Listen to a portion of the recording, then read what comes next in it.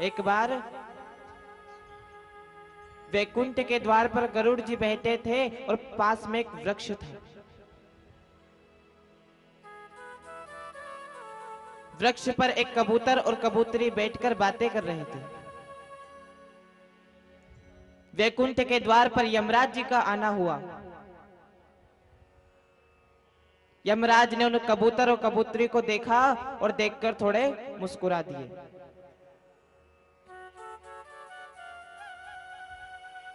अब जो कबूतर और कबूतरी थी दोनों बैठकर रोने लगे। गरुड़ जी की नजर कबूतर पे पहुंची तो कहा, अरे कबूतर, अबे तो बड़े प्रसन्न थे, अब रोने क्यों लगे, क्या कारण है?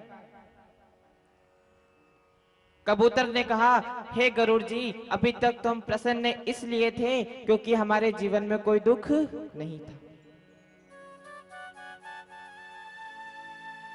तो गरुड़ जी ने कहा कि इतनी सी देर में क्या दुख आन पड़ा? कबूतर कहते कि अभी हम बैठकर बातें कर रहे थे, यमराज जी आए और उन्होंने हमको देखकर हंस गए।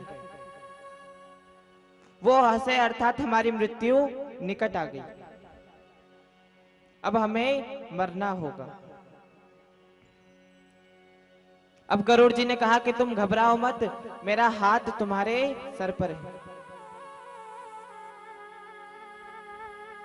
मैं कुछ ना कुछ उपाय अवश्य करूंगा।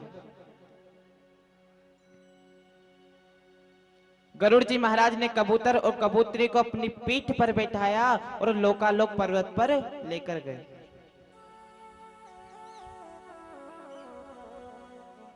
लोकालोक पर्वत एक ऐसा पर्वत है जहां पर सूर्य की किरणें भी नहीं पड़ती।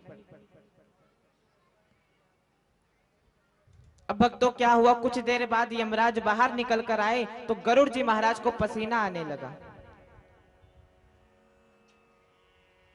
यमराज ने पूछा, भैया अभी मैं अंदर गया था जब तुम खुश थे, अब मैं बाहर आया तो दुखी क्यों हूं?